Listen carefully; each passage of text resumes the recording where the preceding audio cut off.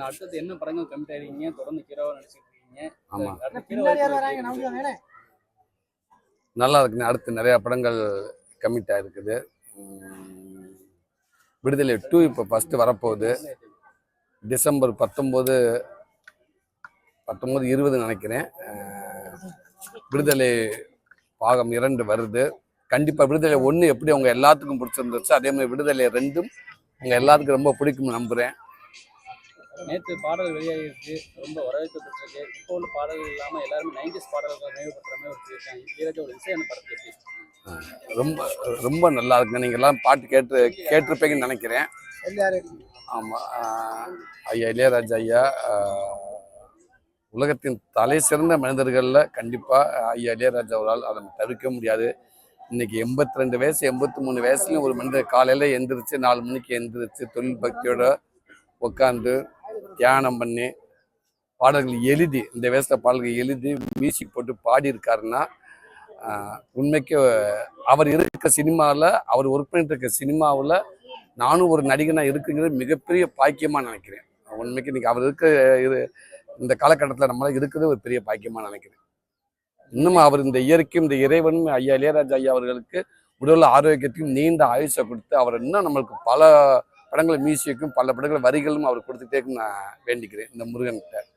இன்னைக்கு மியூசிக் வந்து எழுத்து வடிவில் எழுதக்கூடிய ஒரே இசையமைப்பாளர் வந்து இளையராஜா தான் அப்படின்னு வந்துகிட்டு இருக்கு. அந்த எந்த அளவுக்கு அது உண்மை. அவருடைய எழுத்துல வந்து நீங்கள் ஒரு மியூசிக்காக நம்ம கடந்து போயிட முடியாது. எவ்வளோ பாட்டுகள் வரும், பாட்டை கேட்டு அப்படியே போயிடுற. ஆனால் இன்னைக்கு ஒரு எளிய சாமானியன் ஒரு ரசிகனும் கூட அவருடைய ஒரு சாதாரண சாமானியன் கூட அவருடைய பாடல் வரிகளை கேட்டால் திருப்பி பாடிக்கிட்டே இருக்கட்டும். ஒரு பாட்டை மட்டும் இல்லாமல் நம்ம பல ஒரு வாழ்க்கை இருக்குது. அதில் ஒரு அற்புதமான ஒரு வாழ்வியலை கொடுக்கக்கூடிய ஒரு மியூசிக் டைரக்டர் தான் இளையராஜா ஐயா அவர்கள். புக்கு தான் உண்மை. காலத்துக்கு நம்ம படிச்சுக்கிட்டே இருக்க வேண்டிய ஒரு புக்கு தான் அது. இளையராஜாண்டு ஒரு அவ்வளோ அந்த உருவத்துக்கு அந்த உயரம் இருக்கிற அளவுக்கு ஒரு புக்கு தான் அது. அடுத்தது என்ன படங்கள், எத்தனை படங்கள் சினிமா மேலும் நகைச்சுவை நடிகராக நினைக்கிறீங்களா? வாய்ப்பு இருக்குது. கதாநாயகனும் நல்லா போய்கிட்டு இருக்குது. காமெடியும் நீங்களே கொடுத்தீங்க, கதாநாயகனும் இந்த மக்கள் தான் கொடுத்துருக்காங்க, வரவேற்றிருக்காங்க. போவோமே, தொடர்ந்து போவோம். அடுத்து விடுதலை 2க்கு அப்புறம் அடுத்து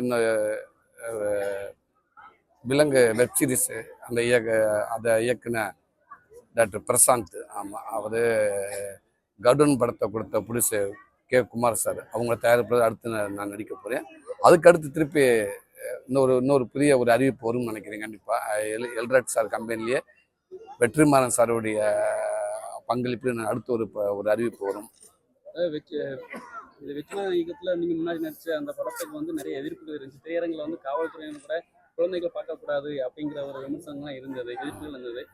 பாகம் 2க்கும் வந்து அதே போல இல்லையா? அதில் விமர்சனம் நீங்கள் பார்த்துருப்பீங்க. குழந்தைகளை ஏன் உள்ள விடலை அப்படின்ட்டு நிறையா எல்லா பேரும் அதை கேட்டிருந்தாங்க. குழந்தையோட நாங்கள் பார்த்துருப்போம் அப்படின்றது. சில அந்த காட்சிகள் ரத்தங்கள் சிலது, அதனால குழந்தைகள் பார்க்க வேண்டான்ற மாதிரி தான் அவங்க சொல்லியிருந்தாங்க. சர்டிஃபிகேட் வந்துருச்சு. கண்டிப்பாக இது யூஏ வரும்னு நினைக்கிறேன். ஆமாம், எல்லாருமே பார்க்குற படம் மாதிரி இந்த விடுதலை 2 கண்டிப்பாக இது இருக்கும். ஆமாம், இதுவும் கங்குவா படத்துக்கான எதிர்மறை விமர்சனம் எப்படி பார்க்குறீங்க? ஜோதியா கூட சொல்லியிருக்காங்க, இந்த விமர்சனங்கள் வந்து முதல் காட்சி வெளியாகும் போது இந்த விமர்சனங்கள் வந்து திட்டமிட்டு இருக்கு அப்படின்னு சொல்லிட்டு. எதனால இந்த விமர்சனங்கள் வந்து வைக்கப்படுகிறது? இல்லை, படம் நல்லா இருக்குங்க. நான் ஒரு எளிய ரசிகனாக சொல்கிறேன். எனக்கு படம் ரொம்ப பிடிச்சிருக்கு. என் குடும்பத்தோடு போய் பார்த்தேன். நான் என் குழந்தைகளுக்கு படம் ரொம்ப பிடிச்சிருக்குது. நீங்கள் நெகட்டிவாக ஒரு 4-5 பேர் பேசுகிறாங்கன்றக்கா நம்ம அதை மனசில் வைக்க வேண்டாம். நிறையா பேர் பாசிட்டிவாக சொல்கிறாங்களே, எல்லாரும் படம் பார்த்துக்கணும்னு சொல்கிறாங்க. தமிழ் சினிமாவை அடுத்த கட்டத்துக்கு எடுத்து போகிறதுக்கு முயற்சி பண்ணியிருக்காங்க. அந்த எண்ணத்துக்கும் அந்த முயற்சிக்கும் நான் உண்மைக்கு நான் தலை வணங்குறேன். நம்ம எல்லாரும் பாராட்டக்கூடிய விஷயம். இவ்வளோ பேர் உழைப்பை போட்டிருக்காங்க இல்லையா? அதை நீங்கள் படம் பார்த்துருப்பீங்கன்னு நினைக்கிறேன். கடின உழைப்பை போட்டிருக்காங்க. ஒரு 2 வருஷத்துக்கு மேலே அவ்வளோ பேர்த்துக்கு வேலை கொடுத்துருக்காங்க. பல கோடி கடனை வாங்கி படம் எடுக்கிற தயாரிப்பாளர் வந்து யார் வந்து தான் படம் தோக்கணும்னு படம் எடுக்க போகிறது கிடையாது. இவ்வளோ இத்தனை வருஷம் ஒர்க் பண்ணிட்டு ஒரு நடிகர் யாரும் வந்து நான் அந்த படம் தோக்கணும் அப்படின்னு நினச்சி யாரும் நடிக்க போகிறது கிடையாது, உழைப்பப்பட போகிறது கிடையாது. எல்லாமே இந்த படம் வெற்றி அடையணும், மக்களுக்கு பிடிக்கணுன்றக்காக வேலை செய்யணும். கண்டிப்பாக அதை ஒரு நடந்திருக்குன்னு நான் நினைக்கிறேன். இதை ஒன்றும் கண்டிப்பாக மக்கள் நிறைய சப்போர்ட் பண்ணுறாங்க, நிறைய பேர் பார்த்துருக்காங்க.